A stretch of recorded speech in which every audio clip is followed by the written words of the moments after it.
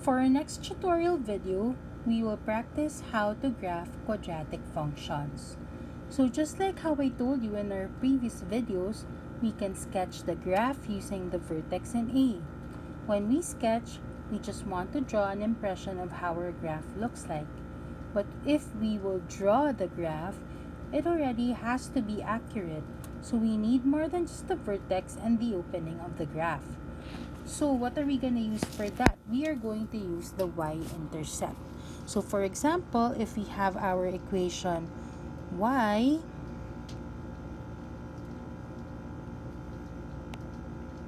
equals quantity x minus 1 squared plus 3, can you graph using the vertex and the y-intercept?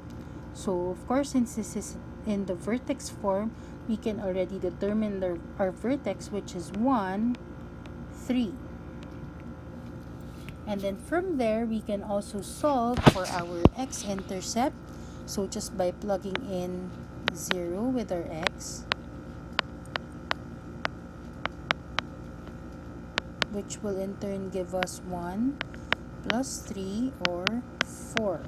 So now we have 2 points. So let's plot first our vertex 1, 3. So this is 1 and then 3, 1, 2, 3. So it's going to be here. And then our y-intercept 0, 4. So it's going to be here. So as you can see, since our y-intercept or parabola already has the left side, and we know that this would be our axis of symmetry, that means we just have to look for the point that is a mirror image of that. So it's going to be here. And then there, just connect it to the vertex. And just extend the parabola on both sides. And there you have it. We already have our graph. So again, this is our vertex 1, 3. And our y-intercept 0, 4. And of course, it's easy to find the mirror image on the opposite side. So this would be that other point, which is 2, 4. And there we have it. Our graph of the function y equals x minus 1 quantity squared plus 3. So, of course, the next part would be your turn. So, I want you to try graphing y equals 2 times x plus 2 quantity squared plus 1. So, pause the video, answer it in your notebooks. Were you able to get the same vertex and y-intercept? So, for vertex, since this is 2, we have to, of course, write it as negative 2, 1. And then for our y-intercept, you just plug in 0 with x. So that's going to be 0 plus 2 squared would be 4 times 2, 8 plus 1, 9. So we can now draw our graph actually. So let's plug in our vertex first at negative 2, 1. So negative 2 would be here. 1 is over there. Okay, and our y-intercept is at 0, 9. So that's 1, 2, 3, 4, 5, 6, 7, 8, 9. So our next point would be here. And of course, to make or find the mirror image of that point, so since it's from the vertex, it's 2 units to the right, 9 units up, we also have to do that at the opposite side, 2 units to the left. So that's 1, 2. And also 9 units up. So that would be somewhere here. Okay, I hope I was able to plot it correctly.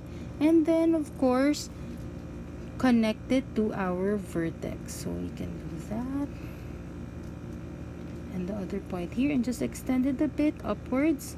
And there you have it. We have already the graph of y equals 2 times x plus 2 quantity squared plus 1. If the graph is in intercept form, then you can just use the intercepts to draw the graph because you already have your 2 points right there. So let's choose an example for that. So from our equation, y equals 3 times x minus 1 times quantity x minus 3, you can actually already see where the graph crosses the x-axis. It's at 1 and 3 because we have here our factors x minus 1 and x minus 3. If we set it up with equal to 0, we're going to be able to get 1 and 3 as our x-intercept. So we can actually already plot that in our graph. So of course that would be at 1 and 3. Now from there, how do we find or how do we plot the vertex? So as you can see, the midpoint would be at x equals 2. So that's simply adding the 2, 1 plus 3, and then dividing them by 2. That's gonna be 2. So that's our axis of symmetry. So that means the x-coordinate of our vertex is 2. And of course, from our previous video, we know how to find the y-coordinate, and that is by plugging in 2 in our equation. So let's solve for that now. That's going to be y equals 3 times 2 minus 1 times 2 minus 3, which will give us 3 times 1 times negative 1 or negative 3. So that means our vertex will be at 2, negative 3, which is somewhere over here. So just draw your or connect your points, and now you have the graph of your function. So try graphing the function y equals 2 times quantity x plus 3 times quantity x minus 1. Pause the video, do it in your notebooks, go. So we're able to get the same answer as this. So of course for our x-intercepts, that would be at negative 3, 0 and 1, 0. So I plotted those 2 points first over here in our graph. Next, we solve for the midpoint. So that's negative 3 plus 1 divided by 2. So that's going to give you negative 2 over 2 or simply 1. And of course, if that would be our midpoint of the two x-intercepts, that means that would also be our axis of symmetry. So that's why I drew a red line for our axis of symmetry. And then that would also mean that x equals negative 1 is our x-coordinate of our vertex. So I'm going to put here for our x-coordinate, that would be negative 1. So how do we solve again for the y-coordinate of the vertex? You simply have to plug that in our equation for x. So I put here 2 times negative 1 plus 3 times quantity negative 1 minus 1, which will give us 2 times negative 2 or negative 8. So since we have our vertex at negative 1, negative 8, I plotted that point over here and then connected the 3 points that we have plotted previously, getting our graph that looks just like this. And there you have it. We have already our graph for a quadratic function in the intercept form. Now, how about if the graph is given and you have to look for the function? So for example, if we have this graph,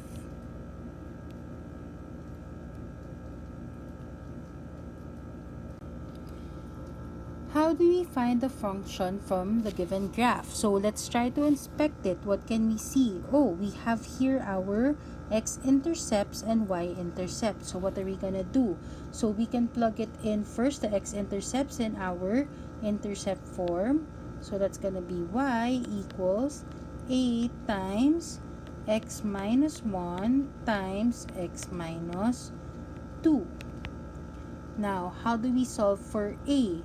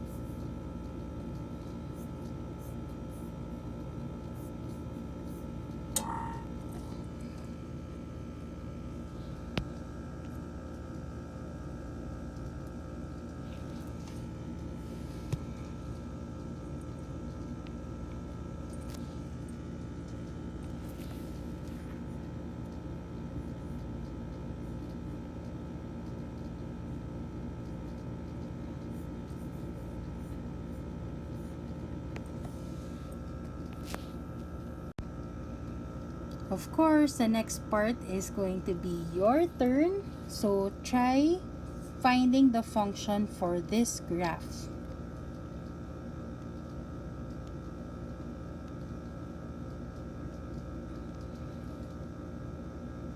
So again, just look for your intercepts, x and y intercepts, and solve in your notebook first.